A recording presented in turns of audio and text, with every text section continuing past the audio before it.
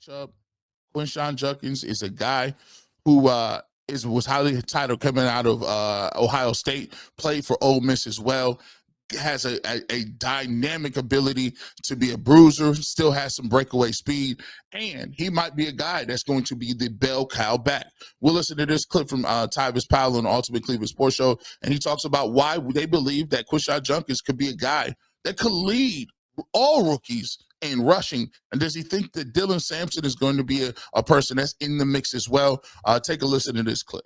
Because you're the first back taken does not mean you end up being the best back on the pro level. So what do you need to see from Judkins and Sampson, and how probable do you think it is that they could turn out to be the best back here? The best rookie back.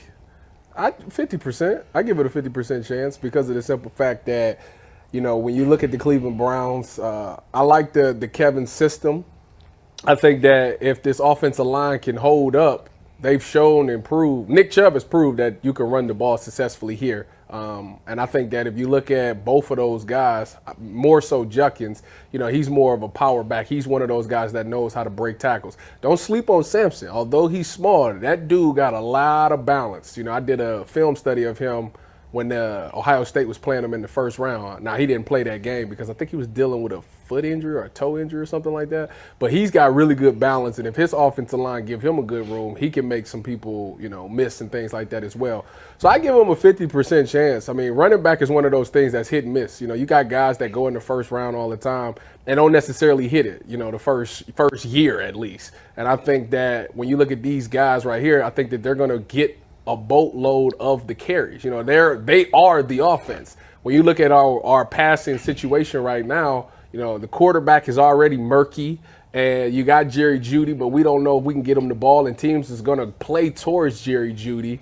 David Njoku is very inconsistent, and Harold Fanning, we don't know. So I think that with that being said, the one thing that we know that we can do is run the ball. That was Tyvis Powell on the Ultimate Cleveland Sports Show talking about whether or not you can see Quinshon Judkins as a guy that can be a bell cow back and potentially be one of the top rookies in this class. And I think he can. As a matter of fact, I'm expecting him to. I think that Quinshon, first of all, the number 10 is fire. I like the 10. Looks nice. Looks nice. He, I think he's one of those running backs that you watch. And this happens with running backs a lot when you watch them in college. The running backs who you think are nice may turn out not to be as good as you thought they were in the league because it's a different style of game. You're not having, you know, the numbers situation. Like, you know, the hashes aren't wide. So in the NFL, the hashes are shorter. So that means everything is more condensed. It's in a phone booth. You can spread teams out in college because the hashes are so wide. So you could put your receivers out there. Now your DBs and safeties are out there. Your linebackers are spread out. So now all you got to do is really read the hole and read the spacing. It's a numbers game. So there's a lot more wide open holes and a lot more wide open lanes to get to in college rather than it is when you get to the NFL. That's why when you get to the NFL, you see certain running backs that are really dynamic. You say, wow, man, this guy was a 4th round pick from so-and-so. How is he balling like this? Well, a lot of times, you know, they don't have sophisticated type running schemes in college. They're just like, okay, we're going to run some duo. We're going to run some zone, maybe a little bit of stretch. We're going to stretch people out and do different things.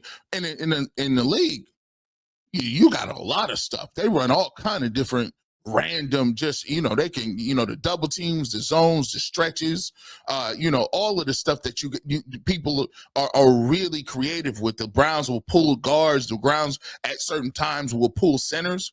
And they do a lot of good things, especially when it comes to tight ends, because you got tight ends that can block pretty well as well. So, you know, he's one of those guys that I think can transition and be one of them dudes who you say, well, man, I know he was a 2-headed monster with Travion Henderson in Ohio State, but I didn't know he was this good. He has the balance. He has the body. He has the physicality to make a first guy miss. Also has some speed. I don't think he quite has the longest speed like Chubb did in his prime. See, what people don't understand is Nick Chubb Chubb had elite vision. He had the cutback ability vision. He made the first guy miss more than anybody that I've seen in my life. The fact that he has the crazy stiff arm. He can run through you. He can run around you. And when Nick Chubb broke, there wasn't no catching Nick Chubb. Go watch some highlights. It don't even look like he's running that fast.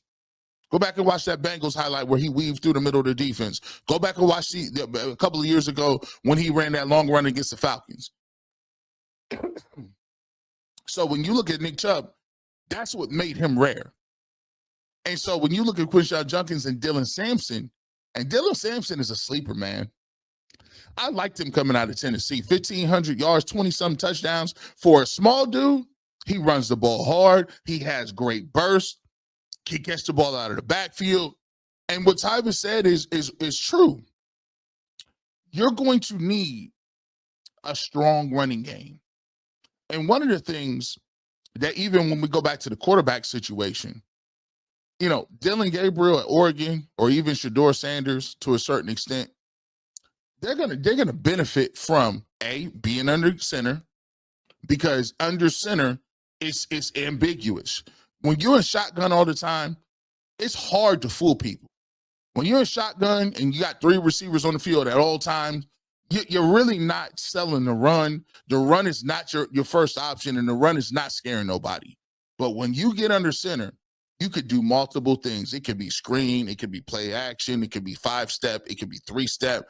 It's so much that you can do under center. It just takes a longer time to learn the steps, the footwork to make it look like that.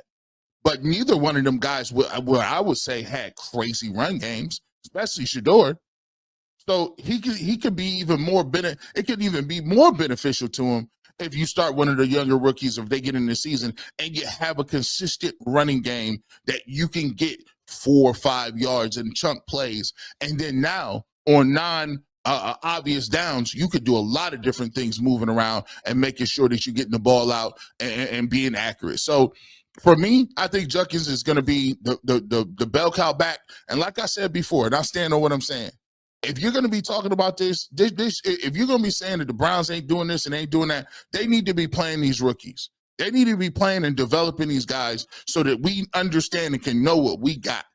It is time out for guys acting like, no, we don't need to be playing this person or that person. No.